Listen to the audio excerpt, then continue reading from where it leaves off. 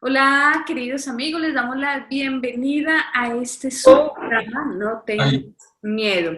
Es un gusto estar una vez más con ustedes desarrollando este programa.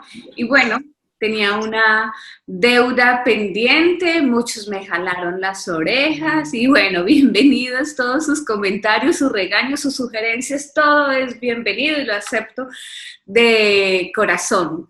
Bueno, en el programa anterior, por cuestiones de tiempo, en el momento más importante, cuando Jorge Alberto Vázquez nos estaba dando una explicación muy buena, pero pues ya por cuestiones de tiempo, de memoria del equipo y en fin, otras cuestiones técnicas, tuvimos que finalizar el programa y quedar pendientes con esta parte tan importante que teníamos, que estaba hablando Jorge en ese momento. Jorge Alberto Vázquez, pues para quienes no saben quién es todavía, Jorge Alberto Vázquez, él es ingeniero civil, es también escritor y es investigador.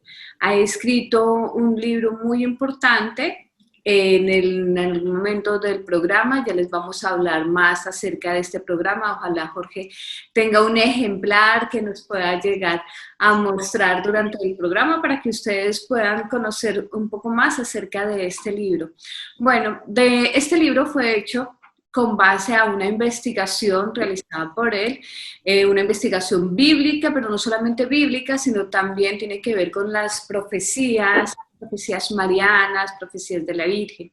En el momento en que nosotros cortamos el programa la vez pasada, él estaba hablando acerca del apagón cósmico.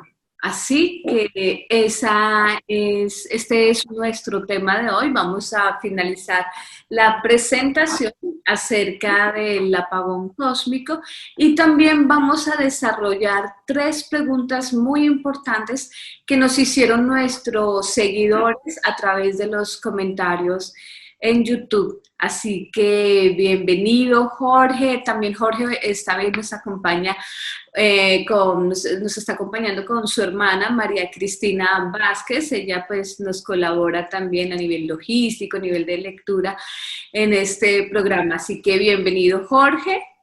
Hola, ¿cómo estás? Muchas gracias por invitarme otra vez. Gracias a ti por estar y por aceptar esta invitación. Y también María Cristina, gracias por colaborarnos en este programa. Gracias a ti, Ana Beatriz. Muy bien, bueno, entonces Jorge, vamos a continuar con la presentación. Quedamos en el apagón cósmico. Por favor, ¿puedes continuar entonces con esta presentación que tenías tan interesante? Y vemos en este hito. En la anterior presentación, yo dije que el esquema se basaba principalmente en el sistema de días de la profecía de Daniel. Es un esquema que tiene 8 hitos. El apagón cósmico corresponde al quinto. Entonces, ¿qué significa? Aquí vemos la fórmula correspondiente. Apagón cósmico igual abominación de la desolación más 1260 días. Es el final del septenio del anticristo. Se apagan el sol y las estrellas. Oscuridad global. ¿Qué será el día del Señor para vosotros? Será tinieblas y no luz. Amos 5:18.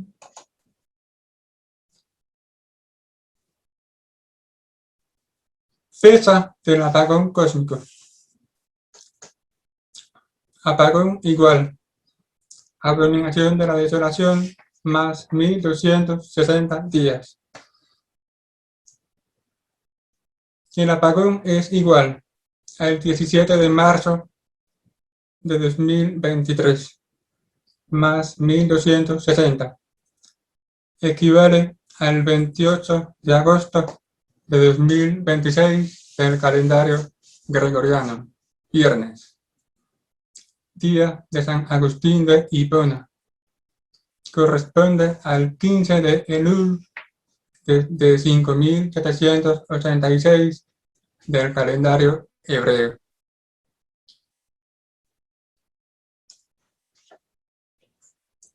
Son días de oscuridad. La quinta copa de la ira.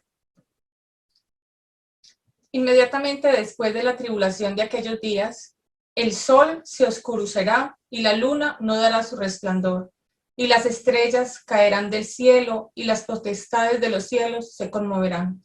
Mateo 24, 29. Inmediatamente después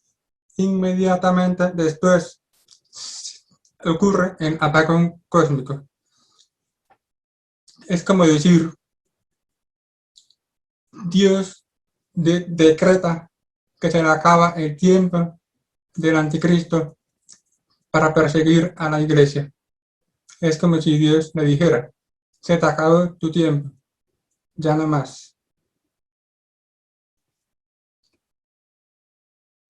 La batalla de Armagedón, la sexta copa de la ira.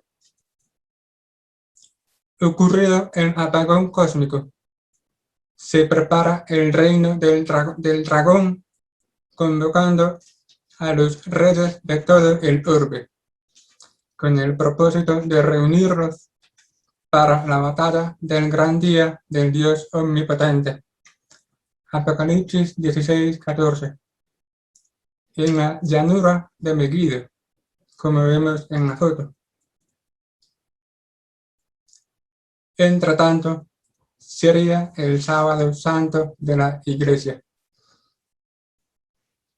Cuando haya ocurrido el apagón cósmico, el anticristo y el falso profeta todavía no están muertos. El anticristo se prepara para esa batalla final en el Armagedón. Son todavía días de oscuridad.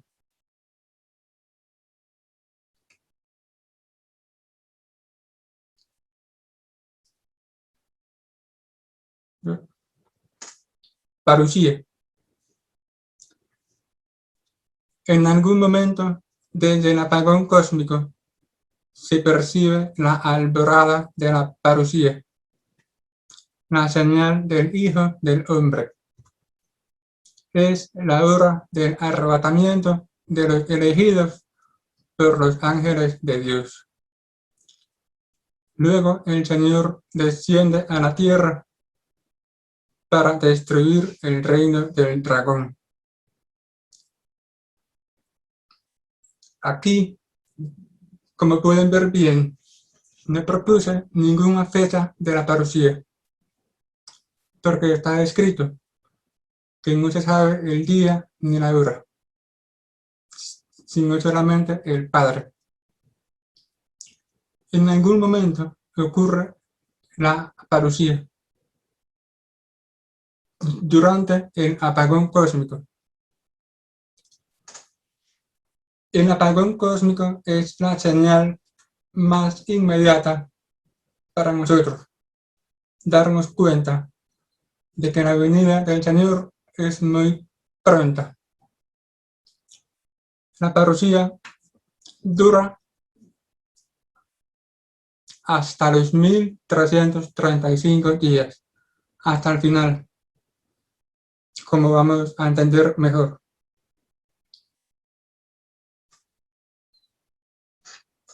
Domingo de Resurrección de la Iglesia, la séptima trompeta. Inmediatamente después de la tribulación de aquellos días, el sol se oscurecerá y la luna no dará su resplandor, y las estrellas caerán del cielo y las potestades de los cielos se conmoverán. Entonces aparecerá en el cielo la señal del Hijo del Hombre, y en ese momento todas las tribus de la tierra romperán en llantos y verán al Hijo del Hombre que viene sobre las nubes del cielo con gran poder y gloria. Y enviará a sus ángeles que con sus trompetas clamorosa Reunirán a sus elegidos desde los cuatro vientos, de un extremo a otro de los cielos. Mateo 24, del 29 al 31. Resucitan gloriosamente todos los santos de la iglesia triunfante. Como dice el Apocalipsis 26. Se trata de la primera resurrección, exclusivamente de todos los santos de la iglesia triunfante. Cuando el Señor venga, resucitan estos santos. Terremoto y meteoro. La séptima copa de la ira. Una vez rescatados los elegidos por los ángeles del Señor y congregados a salvo, sucede un gran terremoto y una lluvia de meteoros o granizada. En el acto es la parucía. El Señor descenderá con su ejército celestial para destruir el reino del dragón en la batalla de Armagedón y efectuar el juicio de las naciones anticristianas, como podemos ver en Apocalipsis 19, del 11 al 21. En esta imagen vemos una lluvia de meteoros.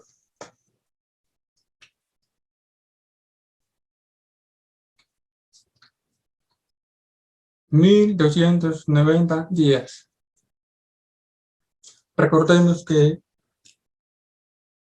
al anticristo se le conceden 42 meses o 1260 días, desde la abominación de la desolación hasta el apagón cósmico. Pero aquí tenemos 1290 días desde la abominación desoladora hasta la purificación del santuario. Desde que sea suprimido el sacrificio cotidiano y coloquen la abominación de la desolación, pasarán 1290 días. Daniel 12:11. Esto quiere decir que la abominación de la desolación dura 1290 días.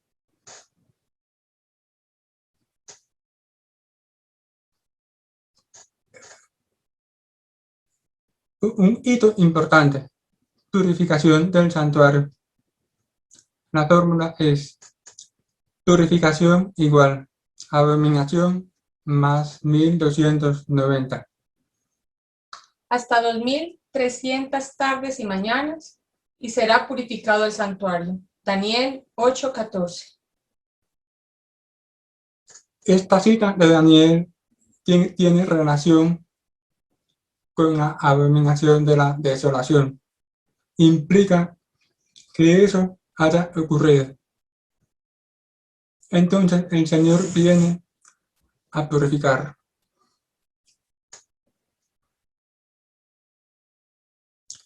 Fecha de la purificación del santuario. Purificación igual abominación de la desolación más 1290 días. Purificación igual 17 de marzo de 2023 más 1290. Equivale al 27 de septiembre de 2026 del calendario gregoriano. Domingo. Día de San Vicente de Paúl. Corresponde al 16 de Tisri de 5786 del calendario hebreo. En el libro doy más detalles de lo que significa esta purificación.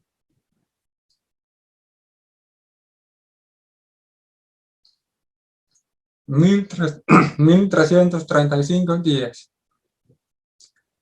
Desde la abominación de la desolación hasta el fuego mundial. Dichoso el que espere y llegue a los 1335 días. Daniel 12:12. arrebatamiento.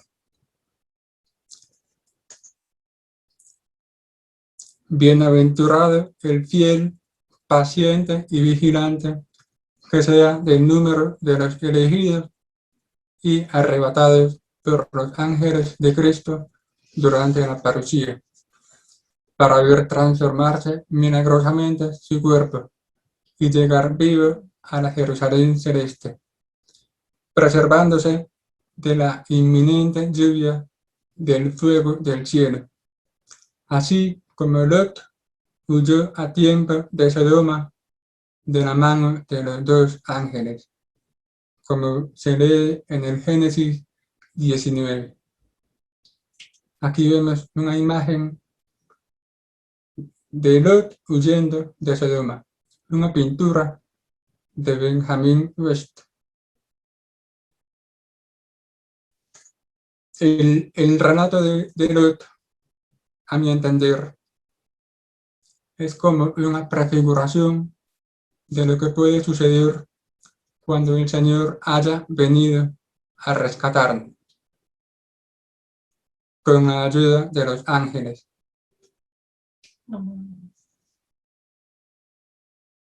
Entonces, desde la parusía hasta el final, hasta los 1335 días,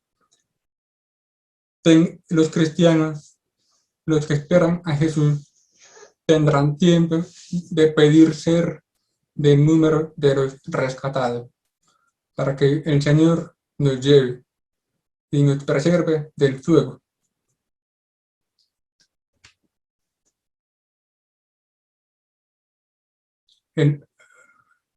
Otro hito importante, fuego mundial.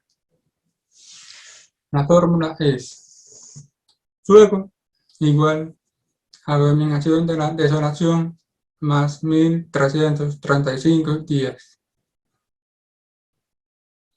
Pero como un ladrón llegará el día del Señor, entonces los cielos se desharán con estrépito, los elementos se disolverán abrasados, y lo mismo la tierra con lo que haya en ella.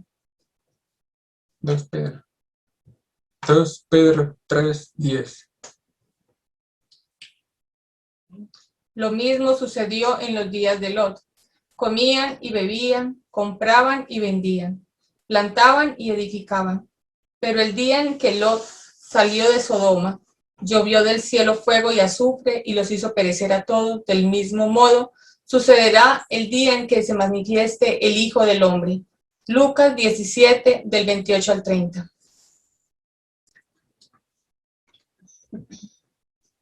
Fecha del fuego mundial. Fuego igual. Abominación de la desolación más 1335 días. Fuego es 17 de marzo de 2023 más 1335. Equivale al 11 de noviembre de 2026 del calendario gregoriano, miércoles. Día de San Martín de Tours. Corresponde al 1 de Kislev de 5877 del calendario hebreo. Este es un evento que ocurre hacia el final del milenio sexto. El anticristo pierde la batalla de Armagedón. Él, junto con el falso profeta, son expulsados al lago de fuego y azufre por el Señor Jesús. Pero después de esta batalla, huyen otros cuernos de la bestia del mar. Recordemos que la bestia del mar tiene 10 cuernos y el anticristo hace el 11. En esta ocasión, en la batalla de Armagedón, el anticristo pierde la batalla, pero otros cuernos se escapan, huyen para la guerra de Gog y de Magog. Entonces, se cierne la guerra de Gog y de Magog en vano. Subieron por la ancha extensión de la tierra y pusieron cerco al campamento de los santos y a la ciudad amada, pero bajo fuego del cielo y los devoró. Y el diablo, el seductor, fue arrojado al estanque de fuego y azufre, donde están también la bestia y el falso profeta, y serán atormentados día y noche por los siglos de los siglos. Apocalipsis 20, del 9 al 10. Ellos pierden esta guerra por la lluvia de fuego, como vemos en esta imagen ilustrativa.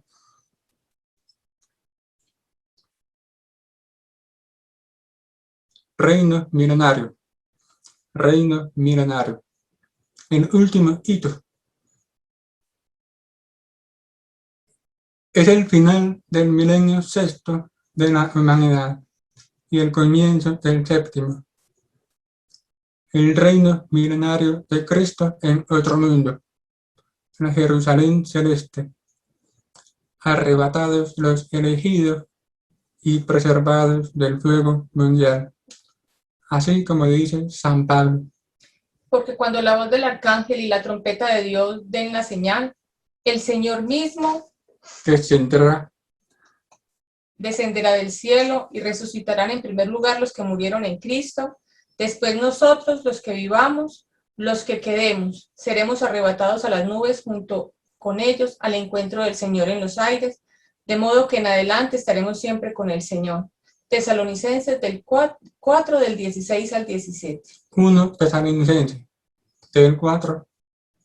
1 Tesalonicenses 4 del 16 al 17. Cuando venga el Señor con los ángeles, Él se aparecerá por el oriente, desciende a la tierra, recoge o rescata a los elegidos, que son tanto los santos de la iglesia triunfante como los rescatados, los que hayan sobrevivido todas las calamidades. Y nos vamos con él, los cristianos que sean elegidos, se van con él hacia el oriente, occidente. Entonces, viene del oriente, recoge a los suyos y se va hacia el occidente. Mientras ocurre el arrebatamiento, llueve fuego del cielo para purificar toda la tierra. Así como en el relato de Lot. Sodoma y Gomorra quedaron incendiadas, pero Lot huyó con los ángeles a tiempo. El reino milenario y el reino eterno. Al final del reino milenario de Cristo, que es la edad dorada de la Iglesia, se efectuaría el juicio final en la tierra quemada por el fuego mundial. Resucitan los demás muertos, tanto los réprobos como los que hayan estado en el purgatorio. Luego sigue el reino eterno en el octavo día, como si fuera una ciudad voladora, en la Jerusalén celeste, bajo un cielo nuevo, descenderá sobre una tierra nueva, la misma del juicio final, pero entonces transformada en un nuevo jardín del Edén. El reino milenario corresponde a la séptima edad de la humanidad y dura 1000 años. Es temporal. El reino eterno corresponde al octavo día. Muy bien, excelente, excelente explicación. María Cristina, ¿tú nos puedes comentar sobre cómo pueden las personas que estén interesadas en adquirir el libro, si de pronto tienes un ejemplar y si no, sencillamente das los datos sobre el nombre exacto del libro y cómo conseguirlo? Bueno, el libro lo pueden comprar en 2 plataformas. En Colombia, en editores. Para Colombia, en especial para la gente de Colombia, la página web Autores Editores. Para los otros países, Amazon. Bien, perfecto. El libro se llama San Agustín y el final apocalíptico del milenio. Examen y síntesis.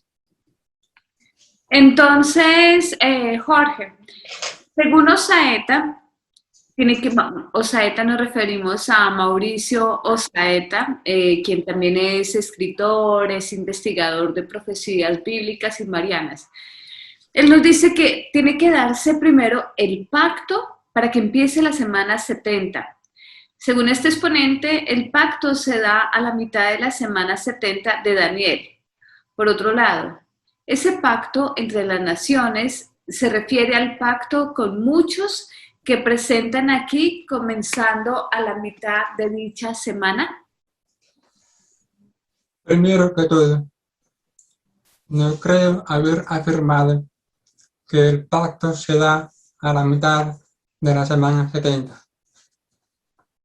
La palabra pacto, que etimológicamente tiene relación con el término paz, se deriva de algunas tradiciones de la Biblia sobre un versículo de la profecía de Daniel. Por ejemplo, la Sagrada Biblia de Stravingr.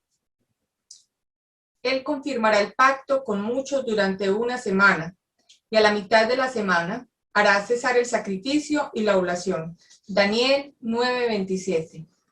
Aquí, de acuerdo con muchos intérpretes, entre ellos Santo Tomás de Aquino, se está refiriendo al anticristo. Es todavía una profecía apocalíptica. Por su parte, la Biblia de Navarra traduce de esta manera. Hará una alianza firme con muchos durante una semana, y durante media semana hará cesar el sacrificio y la ofrenda. Daniel 9:27. En vez de pacto, se vale de la palabra alianza, que puede sugerir una coalición entre naciones y también aludir a este versículo del Apocalipsis. Los 10 cuernos que has visto son 10 reyes que aún no han recibido el reino, pero recibirán junto con la bestia el poder real durante una hora. Estos, de común acuerdo, entregarán su fuerza y su poder a la bestia. Lucharán contra el Cordero. Apocalipsis 17, del 12 al 14. Se puede notar que los 10 reyes apóstatas, junto con la bestia, que es aquí, sin duda, el anticristo, consolidan una alianza anticristiana dentro del reino del dragón.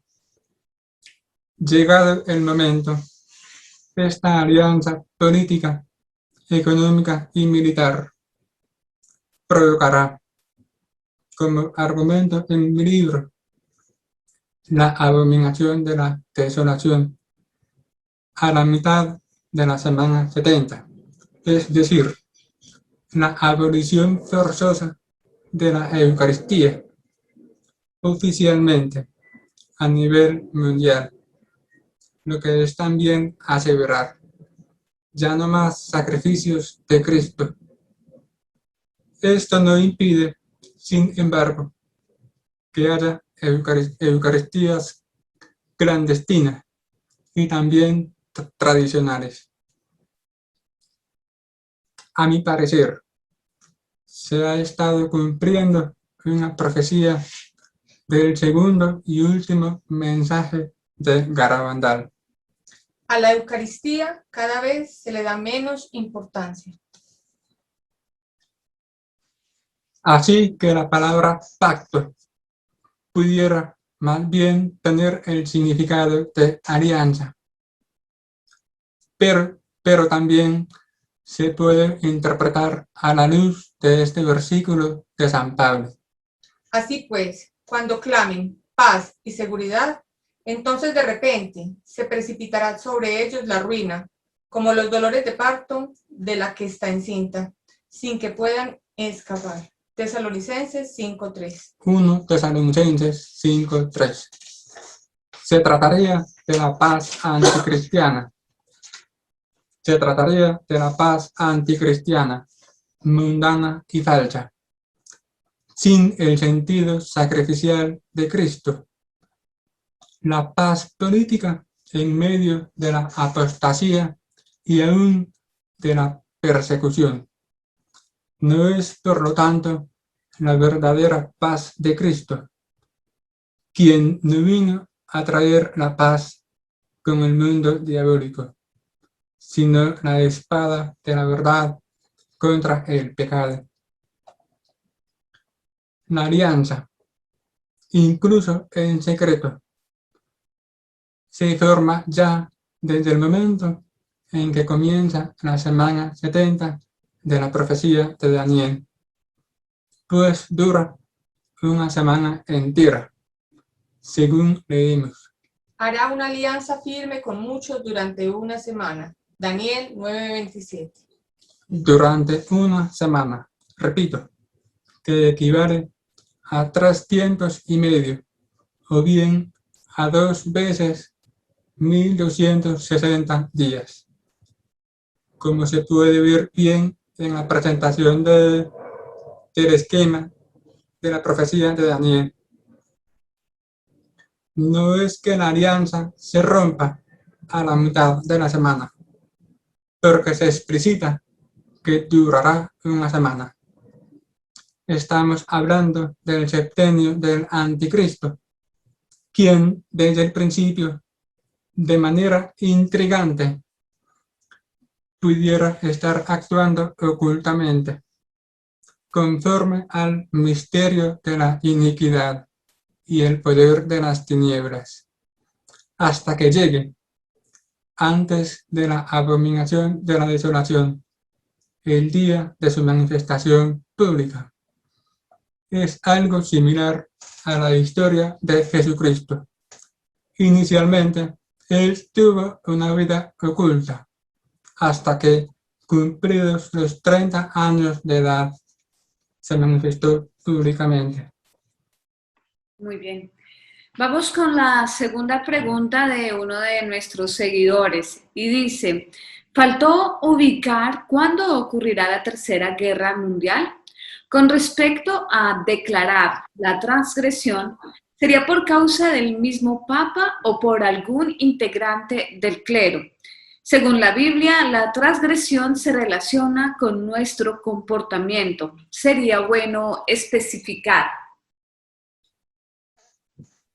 En mi libro, que se titula San Agustín y el final apocalíptico del milenio, examen y síntesis, no utilizo la etiqueta histórica o periodística de Tercera Guerra Mundial, que dependería más bien de la descripción noticiosa de un acontecimiento del pasado. Sí hablo de una guerra en particular, que acaso pudiera clasificarse, vista en retrospectiva, como la Tercera Guerra Mundial. Hablo de la guerra de la Gran Tribulación, la guerra de la Gran Tribulación, que, según argumento con detalle en mi libro, empieza 360 días después de la abominación de la desolación y consiste en una persecución sangrienta y global contra la Iglesia, cuyos integrantes fieles se niegan a apostatar adorando al Anticristo. En cuanto a la transgresión, recordemos el versículo de la profecía de Daniel. Se le dio un ejército contra el sacrificio cotidiano a causa de la transgresión. Daniel 8:12. Esta traducción es de la Biblia de Navarra. Se comprende que al Anticristo oportunamente se le dará un ejército para efectuar la abominación desoladora. La transgresión, en un sentido amplio, se puede referir al pecado, al incumplimiento de la ley de Dios. En un sentido concreto, a un suceso evidente, conocible públicamente, en medio de la apostasía, una profanación herética y escandalosa en el Vaticano, según explicamos en la anterior entrevista, que cuenta incluso con la participación y el consentimiento del obispo romano vestido de blanco, junto con el resto involucrado del clero. Esta profanación particularmente transgrede el primer mandamiento de la ley de Dios. Esto es fundamental. La transgresión de la que se trata solo puede ser un suceso posterior al apartamiento del catéjon, término griego que significa el obstáculo que impide la manifestación del Anticristo,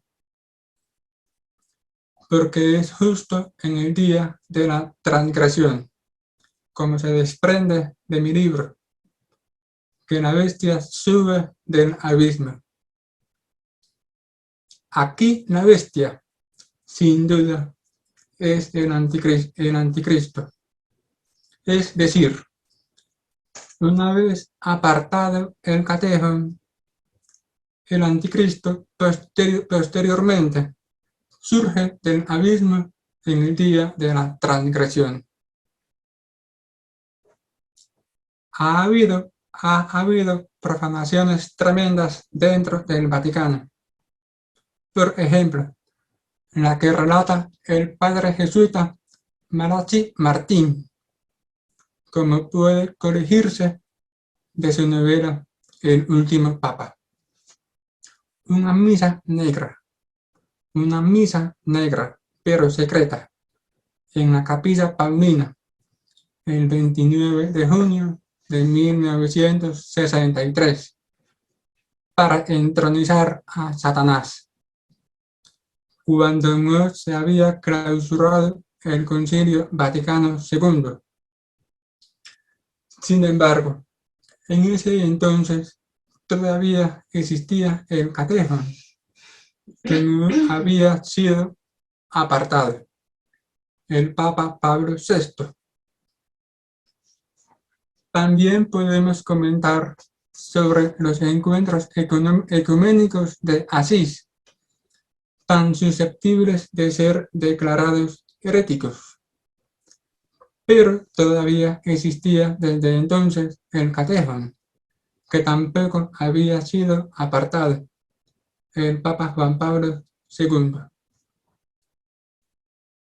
En la anterior entrevista sostuve, a modo de opinión probable, que el catéjon se puede relacionar en general con el papado, dinastía que ha perdurado a través de los siglos, y en particular con el papa auténtico de turno, por cuanto él se ha mantenido como un obstáculo, con mayor o menor firmeza, contra el misterio de la iniquidad, que ya se estaba tramando desde el tiempo de los apóstoles San Pablo y San Pedro.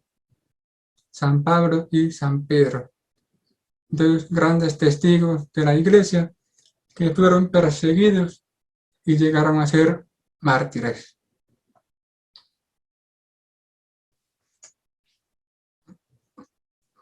Permíteme, Beatriz, extenderme sobre un tema que estimo pertinente: la génesis del anticristo. Voy a proponer una teoría.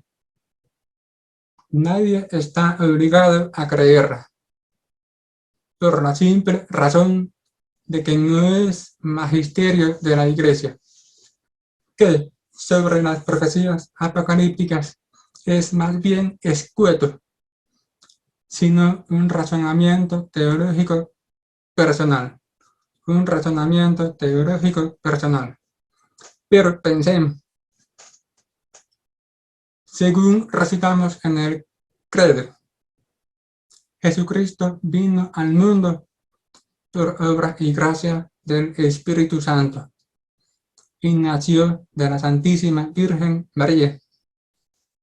Su origen genético no fue común como el del resto de los mortales, sino que se puede considerar un milagro sobrenatural y excepcional.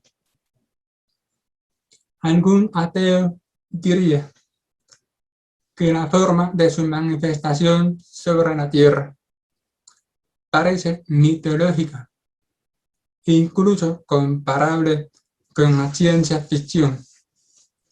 Pero para nosotros los católicos, aunque suene increíble, es un dogma de fe.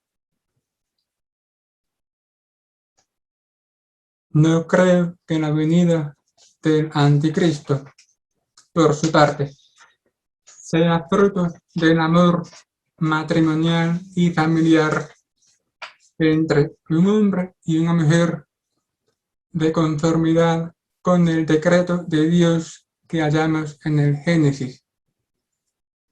No creo que la venida del anticristo sea simplemente natural, sino particularmente diabólica, en un mundo apóstata y pro-abortista. Porque San Pablo enfatiza que el surgimiento y el poder del anticristo serán preparados por Satanás. Aquel, por la acción de Satanás, vendrá con todo su poder, y con falsas señales y prodigios, y con todo género de engaños malvados, dirigidos a los que se pierden, puesto que no aceptaron el amor de la verdad para salvarse. Por eso Dios les envió un poder seductor, para que ellos crean en la mentira, de modo que sean condenados todos los que no creyeron en la verdad, sino que pusieron su complacencia en la injusticia. Tesalonicenses 2, del 9 al 12. 2 Tesalonicenses 2, del 9 al 12. Por la acción de Satanás, repito, vendrá el anticristo. Esto pudiera significar que es necesario que poco antes, una vez quitado el catejón u obstáculo, haya sido definitivamente soltado Satanás del abismo, cuando se vayan a cumplir los 1000 años. Es decir, cuando esté muy cerca la terminación del milenio sexto de la humanidad. De modo que el origen genético del anticristo se puede considerar más bien un prodigio preternatural y extraño, contrario a la ley de Dios, a pesar de que Dios, enviando el poder seductor y mentiroso, o sea, habiendo liberado a Satanás para que incite al anticristo, permita este mal como un castigo sobre la humanidad por el pecado de la apostasía. No creo, por lo tanto, que el anticristo nazca como los demás mortales. No creo, por lo tanto, que el anticristo nazca como los demás mortales. Sea un bebé, crezca, tenga su formación moral e intelectual y llegue a la madurez para ser, en fin, el hombre de la iniquidad. Pienso, por ejemplo, en la novela británica de Mary Shelley, Frankenstein o el moderno Prometeo. Frankenstein o el moderno Prometeo, que hasta cierto punto la juzgo, sin menoscabar su valor literario y teológico, más persuasiva que el relato de Vladimir Solovyov, aunque no aluda expresamente a la figura bíblica del anticristo. La venida del anticristo será por obra y desgracia de Satanás, quien probablemente se valdrá de la tecnología, incluso de algunos satanistas o científicos locos. Puede que alguno diga que esto es imaginación propia de la literatura fantástica, pero no creo que, si se efectúa de este modo, su realización sea más asombrosa que el acontecimiento de la encarnación de Jesucristo. Además, nada obsta que el anticristo finja engañosamente ser un extraterrestre, alguien quizá sobrehumano. En mi libro no desarrollé la génesis del anticristo, no desarrollé el tema de la génesis del anticristo. Solo sugerí de pasada que podría encarnarse mediante la clonación humana. Pero aquí doy la precisión de que pudiera aparecer como un engendro de Frankenstein, mucho más sofisticado. En todo caso, se trata del hijo de la perdición, como especifica San Pablo. Mi interpretación es que se habla del hijo espiritual de Satanás, un espíritu del infierno ya condenado de antemano, que en el momento oportuno subirá del abismo, según dice el Apocalipsis, y obviamente tomará un cuerpo humano, acaso ya diseñado, para actuar durante todo el tiempo de la semana 70 profetizada por Daniel, pues está escrito que pactará una alianza firme con muchos durante una semana. Ya lo dije en la primera entrevista,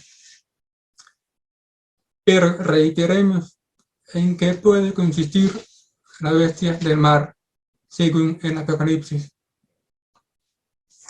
Esta bestia posee, por un lado, 7 cabezas y por el otro 10 cuernos. 10 cuernos. Es una imagen monstruosa. El mismo Apocalipsis nos enseña cómo interpretar las 7 cabezas. parecen tener tanto un sentido topográfico como uno genealógico. En mi libro expliqué que topográficamente se refiere al mundo imperial romano y, de modo correspondiente, al cuarto reino profetizado por Daniel. Genealógicamente, a los 7 emperadores romanos de la época de San Juan, uno de los cuales, durante las visiones del profeta, ya no existía, pero reaparecería en el tiempo designado. De acuerdo con la nota respectiva de la Biblia de Navarra, pudiera identificarse con Nerón César.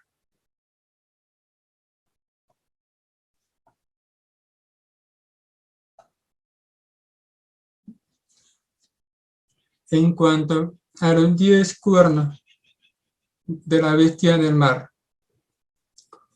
una colectividad anticristiana.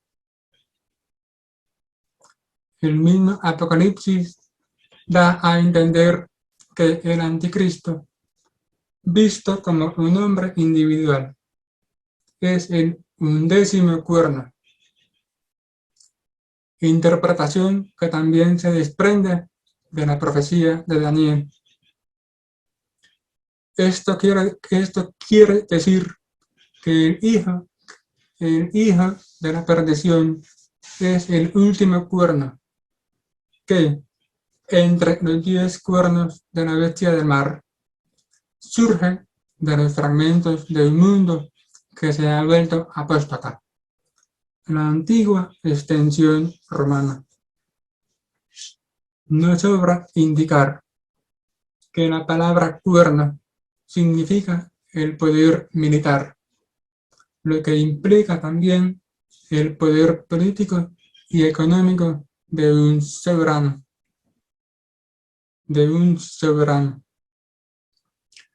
Tampoco sobra indicar que el Apocalipsis habla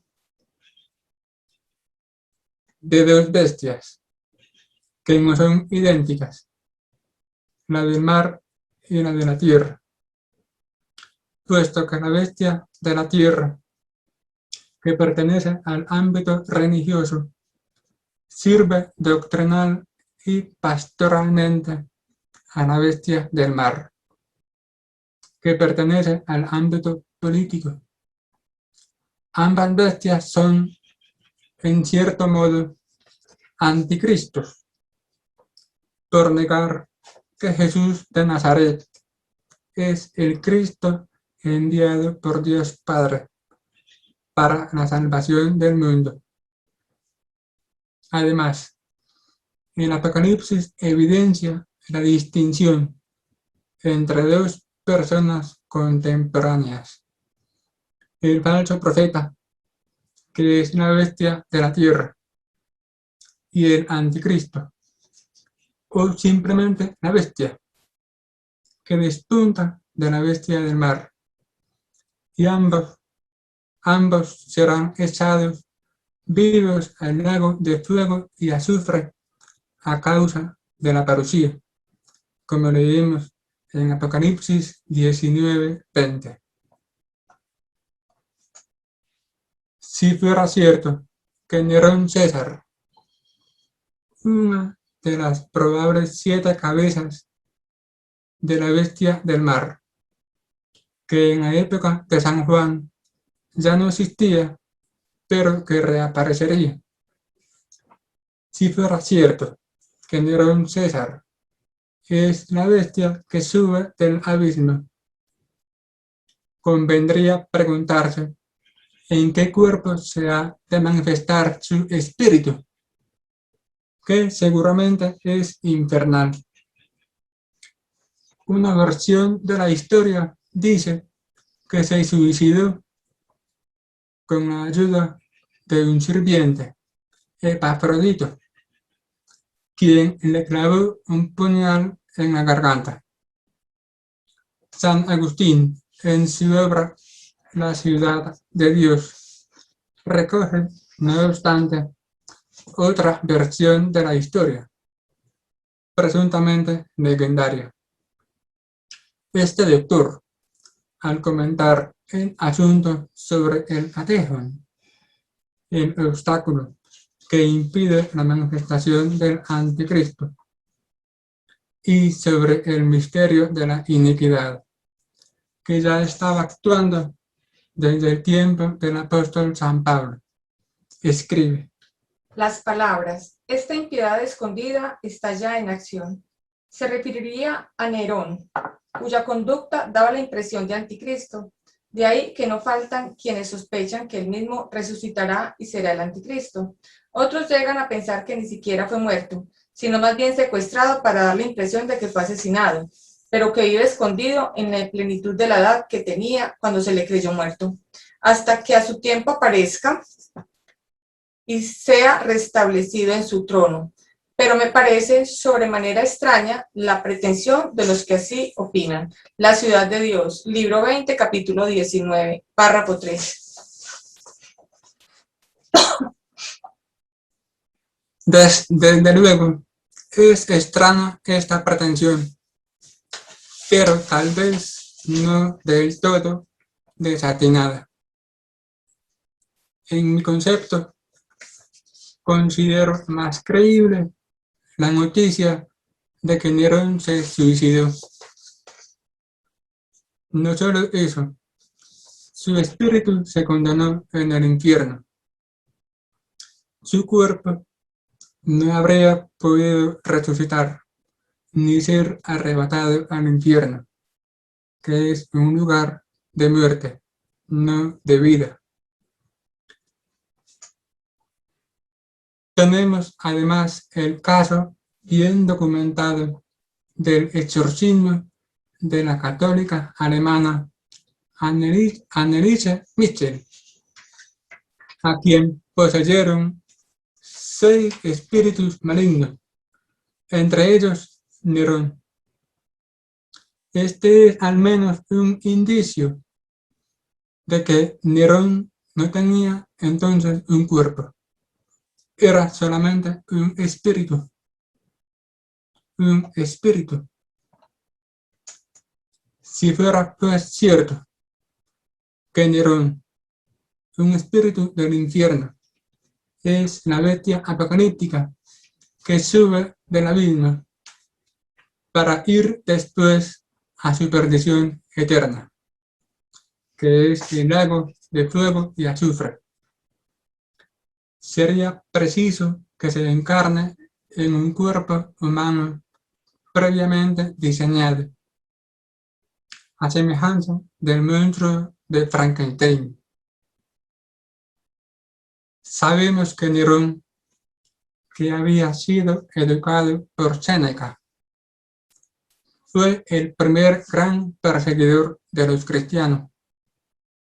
Me parece verosímil que sea finalmente el último gran perseguidor en la historia de la Iglesia.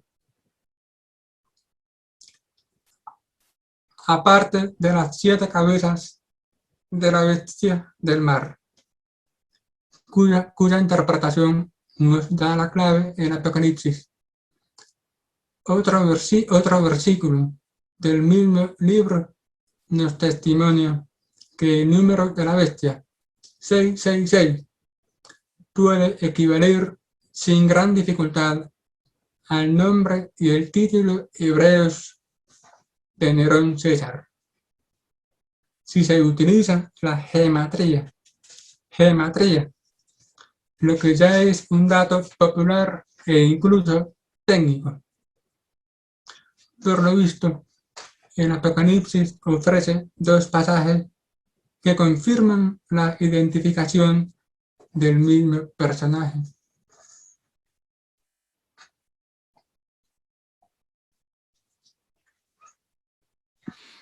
Impresionante toda esta información que nos compartes.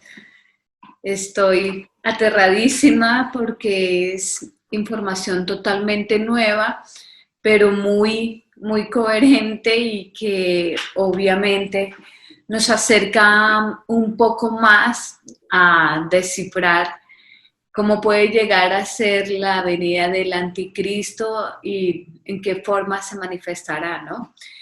Vamos con la tercera pregunta, Jorge, y dice, ¿es cierto que antes del aviso no puede haber marca de la bestia?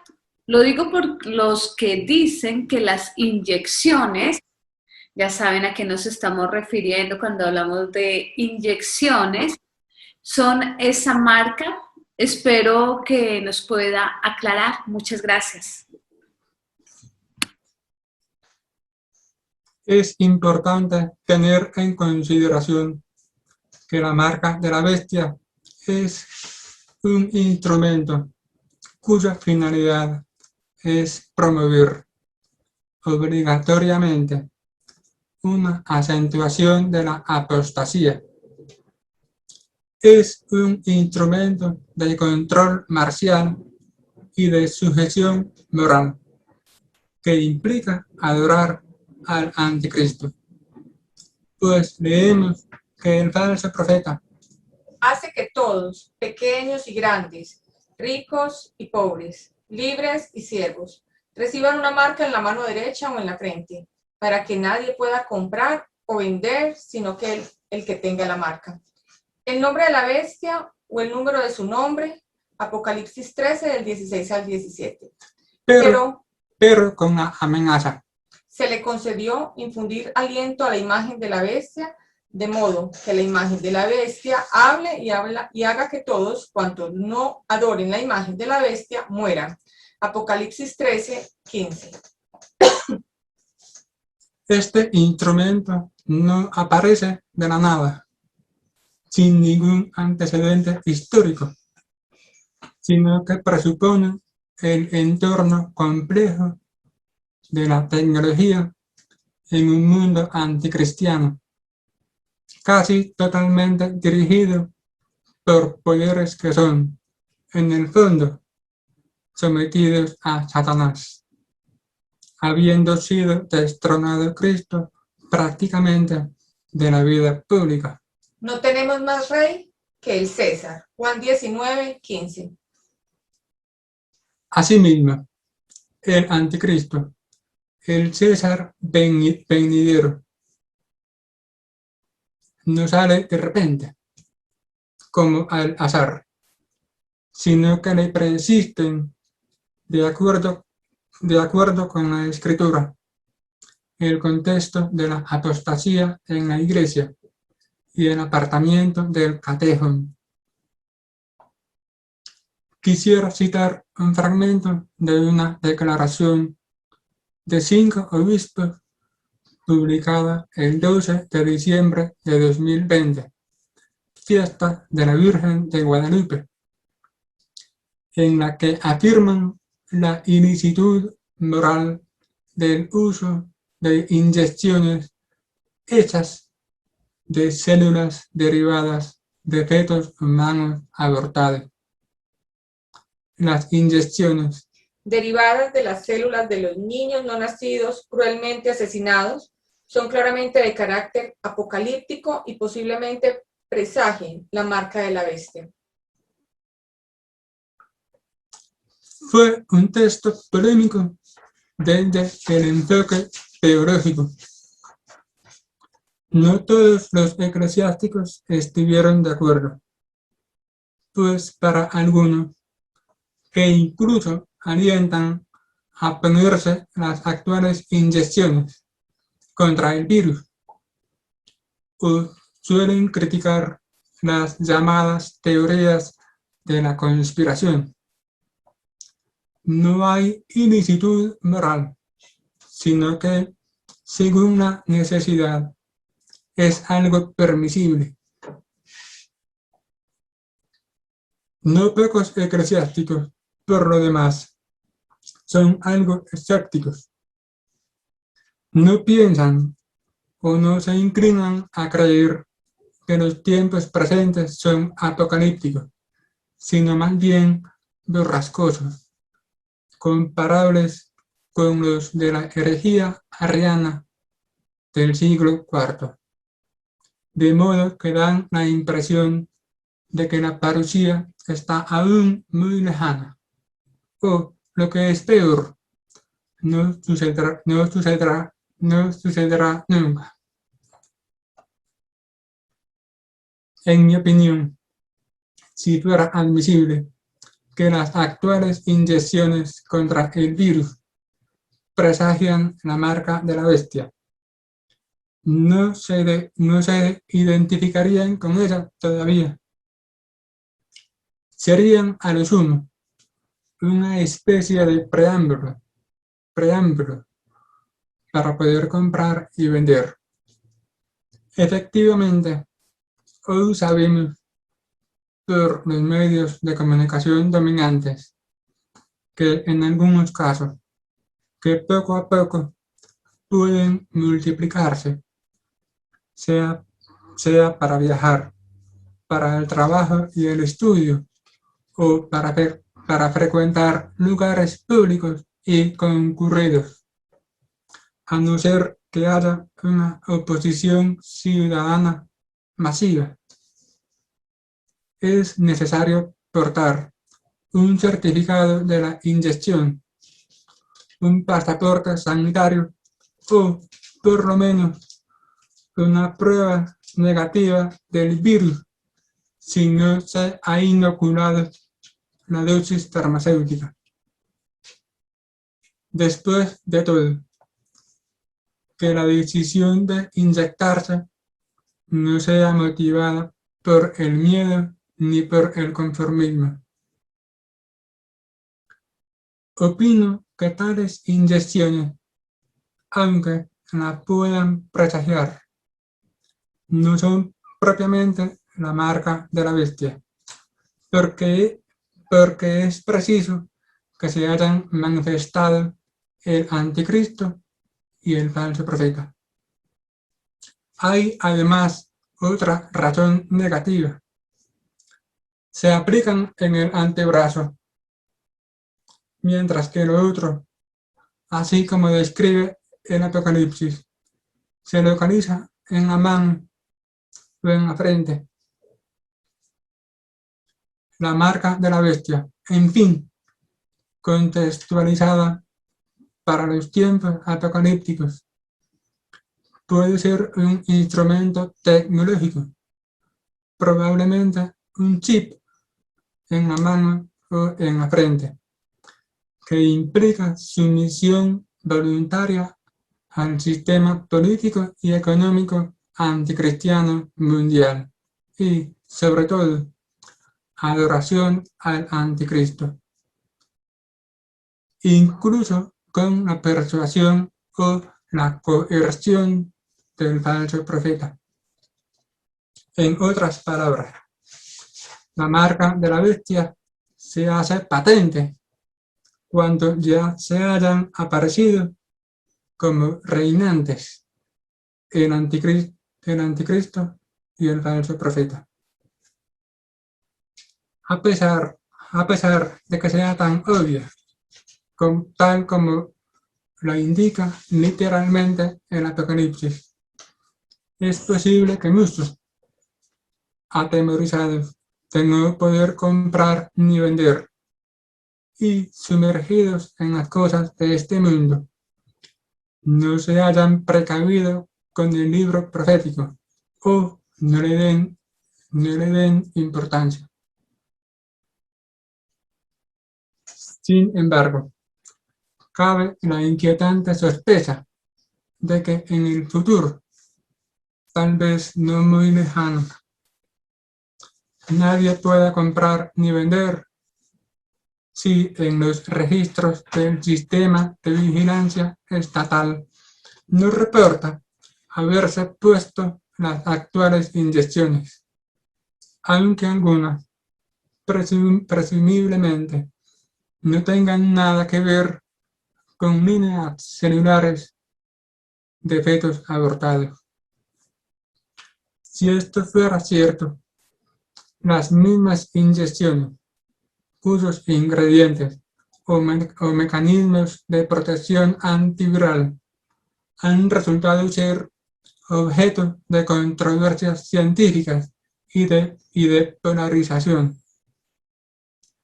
pudieran ser un requisito condicional para llegar a implantarse, voluntariamente, por supuesto, la marca de la bestia. Por su parte, el virus mediático de hoy, sean cuales fueren sus variantes, parece presentarse como el eterno pretexto para la imposición de una dictadura global que realmente puede degenerar si se la comprende de forma siniestra en algo mucho más turbio y maléfico que atente contra la libertad y la vida del alma. Si esto no es así, sino una fantasía apocalíptica disparatada, pregunto, ¿podríamos ser optimistas, no obstante, esperando un mundo mejor, al margen de Dios y de su ley? No olvidemos que el reino del dragón es el reino de la mentira. Es muy factible que el anticristo se aproveche astutamente de los medios de comunicación imperantes para ser un mentiroso, según se puede deducir de la profecía de San Pablo. Por eso Dios les envía un poder seductor para que ellos crean en la mentira, de modo que sean condenados todos los que no creyeron en la verdad, sino que pusieron su complacencia en la injusticia. Tesalonicenses 2, párrafo 12. No. 2 Tesalonicenses 2, del 9 al 12. En estos tiempos tan confusos se observa, además de una lucha verbal entre los proabortistas y los provida, una dialéctica entre los que están a favor de las actuales inyecciones y los que están en contra. El recurso a las profecías apocalípticas, entendidas adecuadamente, puede ser un antídoto contra el veneno de la mentira, no sea que los elegidos se pierdan. Me gustaría terminar respondiendo con 5 expresiones de la sabiduría popular. Al mal tiempo, buena cara.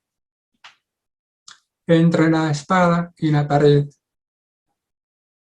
Caballo de Troya. Lo que no te mata te hace más fuerte. El infierno está empedrado de buenas intenciones.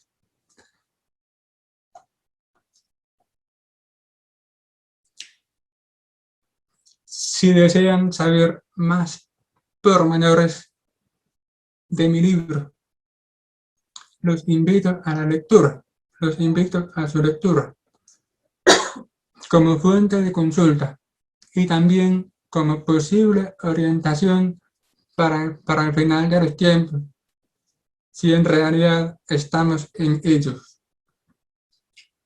A lo último, propongo 8 ecuaciones matemáticas, según 4 grados de certeza: tentativo, hipotético, probable y fiable, para calcular fechas.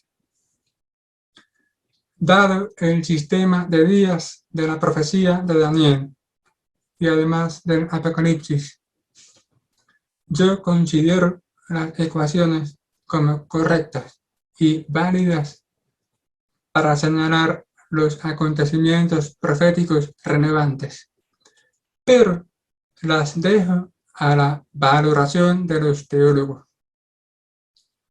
Desde luego, como ya vimos, no elaboré ninguna fórmula matemática para determinar la fecha de la parucía, porque está escrito sin duda que nadie sabe el día ni la hora de la manifestación del Hijo del Hombre con sus ángeles, sino solo Dios Padre. A pesar de ser incierta y sorpresiva, se puede tantear su proximidad con relación al evento más inmediato, que aquí es el apagón cósmico, como ya explicamos. No creo que esté mal preguntar por el cuándo de los sucesos apocalípticos. El profeta Daniel lo hacía, como también los apóstoles. Dinos cuándo ocurrirán estas cosas y cuál será la señal de tu venida y del final del mundo. Mateo 24:3. Preguntar por el cuándo no quiere decir que no se pueda saber ninguna fecha en absoluto.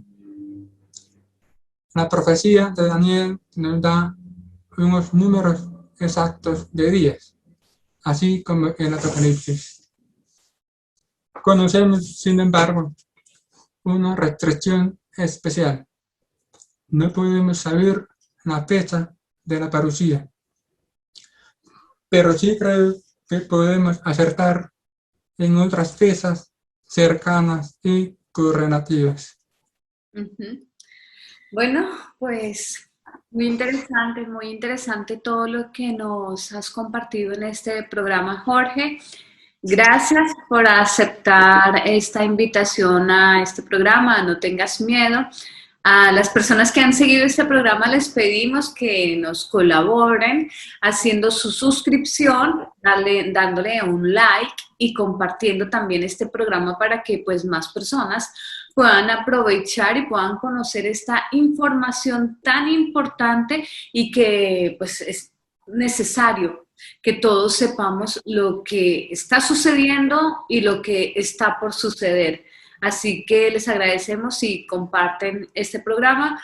Gracias, Jorge. Gracias, Cristina. Espero tenerlos, como siempre, una vez más aquí en No Tengas Miedo.